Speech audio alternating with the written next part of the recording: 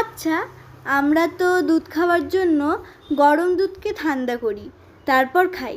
আর খেতে গিয়ে দেখি দুধের ওপর মোটা সর পড়ে গেছে। দুধ জাল দেওয়ার সময়ও সর পড়ে। তাহলে এই সর আসলে কি, আর এটা কেনই বা পড়ে? দেখো, দুধের মধ্যে মূলত তিনটে জিনিস থাকে: জল, ফ্যাট আর প্রোটিন। দুধ যখন আমরা আগুনের ওপর রাখি, তখন ওপরের দিকে জলটা বাষ্প হয়ে উঠতে শুরু করে। এর ফলে দুধের ওপর স্তরে ফ্যাটের ঘনত্ব অনেকটা বেড়ে যায়।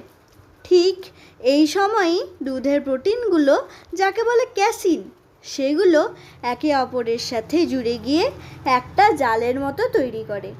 আর যেহেতু ফ্যাট হালকা, তাই সে ওপরের দিকে উঠে এসে ওই প্রোটিনের জালে আটকে যায়।